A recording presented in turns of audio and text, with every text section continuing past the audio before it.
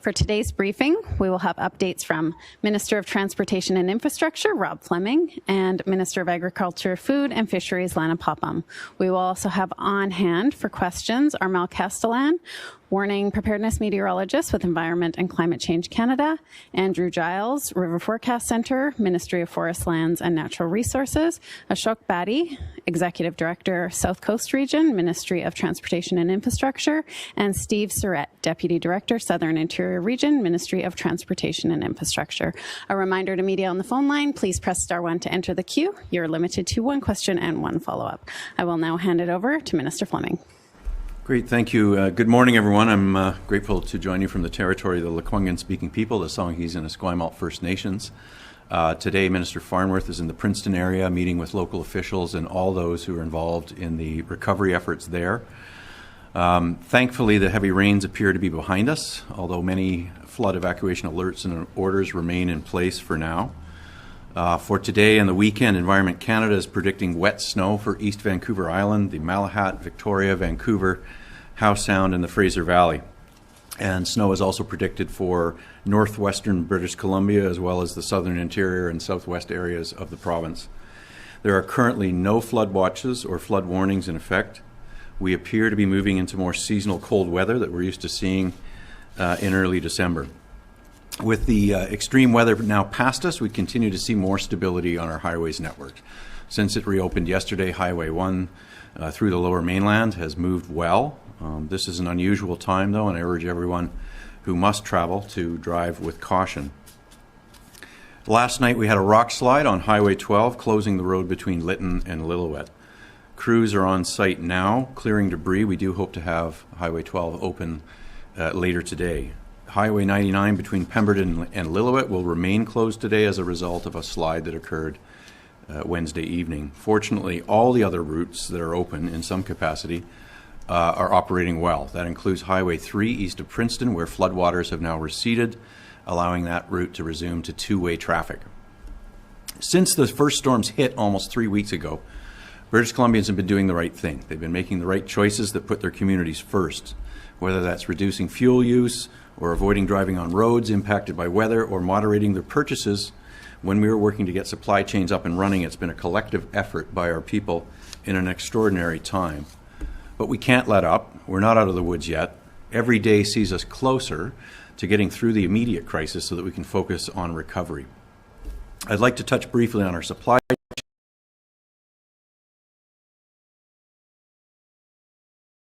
Yesterday, I met with representatives from the trucking sector as well as others involved in the supply chain logistics of our province. I met to hear directly from those companies on the ground. It was primarily a listening exercise. We asked what we're doing well as a province, what we can do better, and how government can best support the people and companies who are moving goods to communities around BC.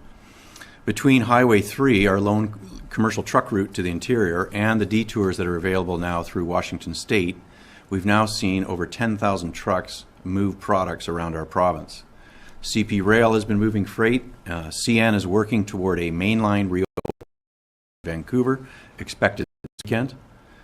Airlines have continued to increase their cargo flights, and together this has made a tremendous difference.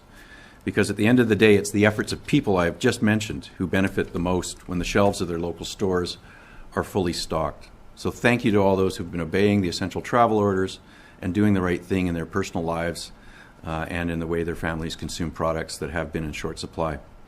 From repairing roadways to finding creative ways to move products, this has truly been a remarkable effort by thousands and thousands of people. It has involved the unprecedented coordination between Indigenous First Nations governments and local governments. Hundreds of companies have been involved, as well as labor groups.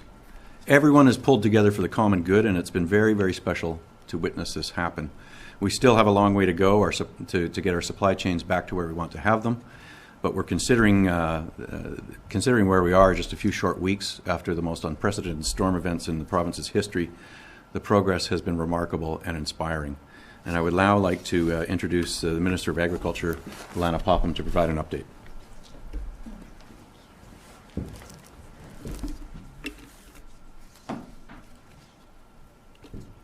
Good morning. Thank you for joining us. Yesterday evening, Minister Bibeau, the Federal Minister of Agriculture, and I held a roundtable discussion with 60 agricultural stakeholders that were representing many of the industries that have been affected by the floods. It was a great opportunity to hear directly about the concerns of those impacted and also about what the short-term and longer-term needs are. These conversations give us a better picture when it comes to putting an agri-recovery program together, and we will continue to get that finalized as soon as possible. Next week, Minister Bibeau and I plan to be on the ground together out in the Fraser Valley, weather permitting, of course, and I look forward to her joining me to have those face-to-face conversations that are so critical right now. As I mentioned yesterday, as the waters recede, we can get a better picture of mortalities and how it may affect production. Our hearts continue to be with the folks that are struggling with the very difficult situations that are happening right now. But last night we heard from Harvey Sasaki, the chair of the BC Chicken Marketing Board. He noted that we had 61 poultry premises within the evacuation zone, and amazingly, 97% of the laying chickens survived. We're seeing stories like that come out now. We might have been hearing about turkey shortages, possibilities, but I can assure you that only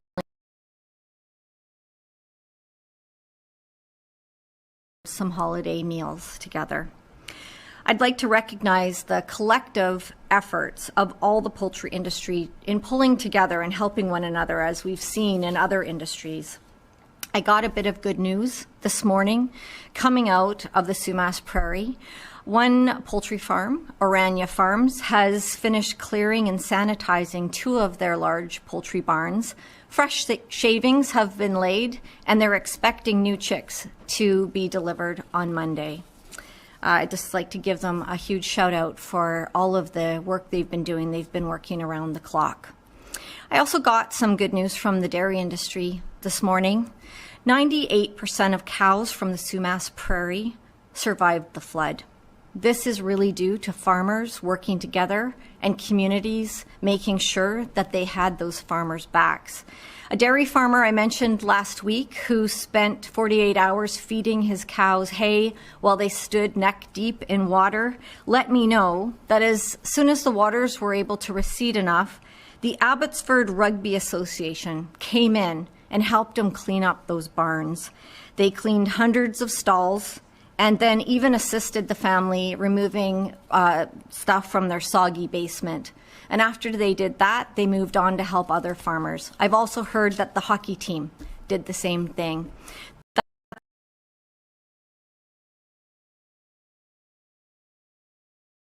Will get back up on their feet. Some have asked how we're assessing the number of farms right now that are in the evacuation areas.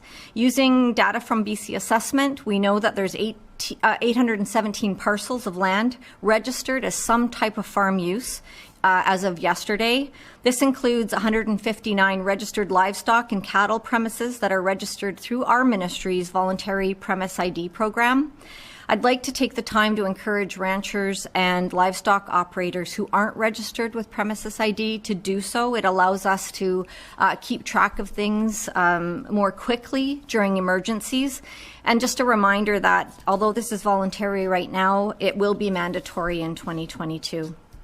Just to end off today, we know that these are stressful times, and we heard more stories at our roundtable last night with the federal minister. Minister Bibeau mentioned that she was expecting to hear a lot of sadness and despair, but what she heard was strength and commitment across the board. Farmers and associations made sure that she knew they were resilient. I wasn't surprised to hear that. Those are the farmers that I know and have grown to love.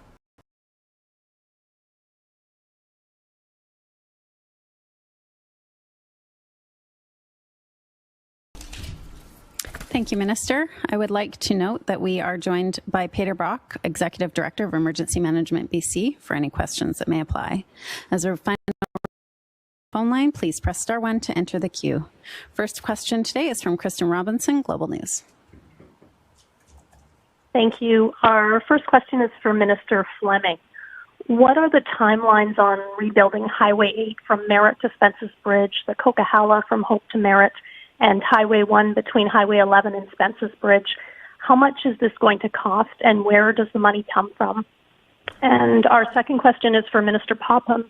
I realize you just said that it sounds like not many BC turkeys perished in the floods. People are still seeing that the price of frozen turkey has increased in a big way. Just if you can comment again on the latest on turkey shortages and how might prices be affected in our province. Great, thank you for the question. So when it comes to the Fraser Canyon Highway 1, Highway 8, and also the Coquihalla Highway, there is work being done, very intensive work on protecting the infrastructure that remains usable, also breaking rock and preparing to do the repair work, mobilizing material, mobilizing companies to do that work. So we're in the planning stage on what that will look like as well in terms of temporary access.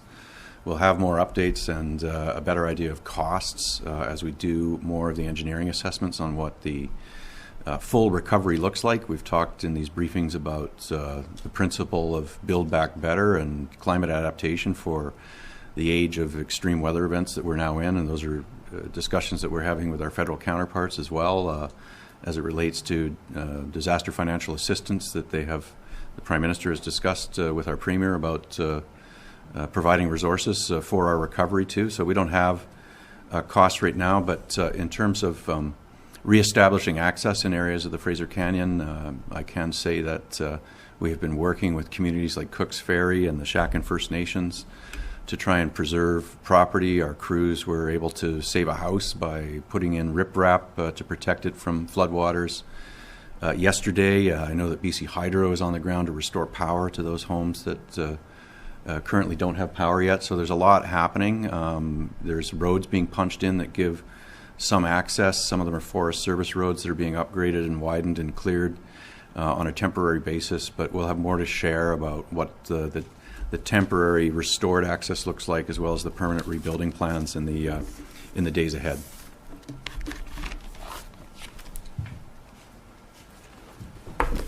Thank you for the question about turkeys. So 98% of our turkey supply is still intact. I am in contact with Kevin Klippenstein. He's the chair of the BC Turkey Marketing Board. But we are going to see some prices reflected around the complications of transport. And so, unfortunately, it's taking longer to get things to where they're needed, and that's costing the trucking industry more. It's an unfortunate complication when we see a disruption like this, but hopefully we'll see in the new year, as things get more streamlined, that those costs will adjust. Kristen, do you have a follow-up? Yes, thank you. Just back to Minister Fleming on the costs. Is it fair to say that we're facing some substantial costs for these highway rebuilds? We're seeing on the RFQs that the projects being applied for are between 20 to 50 million or greater than 50 million. Yes, it is fair to say that it will be very significantly expensive to rebuild our infrastructure and to build it to a higher, more resilient standard. But I don't have numbers about what the entire scale of damage is to all of our infrastructure.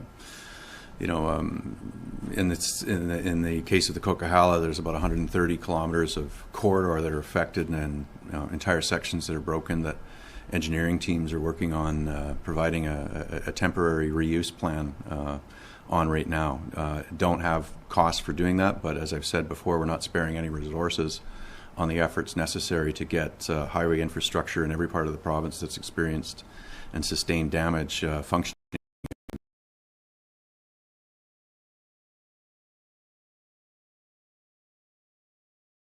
This question is from Mira Baines, CBC. Okay, so this question is, what's being done to support remote communities like Spence's Bridge? They've been without cell or internet service for weeks. Yeah, so we're getting utility companies in to restore services like that. We are providing materials that will protect from the recent storm events and perhaps future storm events to keep that community from sustaining any further damage. We're working on road access with the Ministry of Forests and others. We've got road maintenance contractors in there. There are some communities where, because the rivers have changed, they're accessible by boat now. We're using helicopter and air support to get supplies into some of the most remote communities that right now don't have road access. But most importantly, we're coordinating with regional districts and First Nations government on what the plans will look like for restoring road access to connect to other communities and to rebuild the infrastructure that we've lost. Mira, do you have a follow-up? Yes. Has anyone been turned around or fined yet for not traveling for essential reasons? And if yes, how many tickets have been issued so far? I don't have that data. To my knowledge, I know there has been increased enforcement on Highway 3, and what we heard clearly from the trucking industry yesterday was they appreciate that. The industry and those representing drivers and the BC Trucking Association are working with our ministry to promote safety and driving to conditions I'm familiar with. That conversation also was about making the difficult job of transporting goods in BC better for those who are working in that industry. You know, we need more rest stops. It takes twice as long to get from Surrey to Karamias right now than it normally would.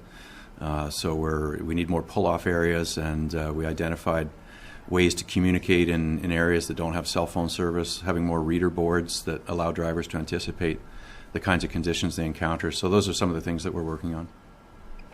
Our last question today is from Carl Yu, Black Press.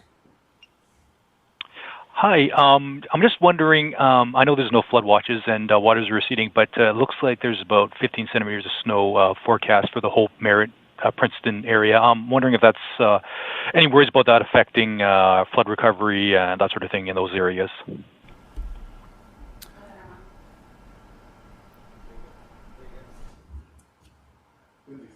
Go ahead, Armel.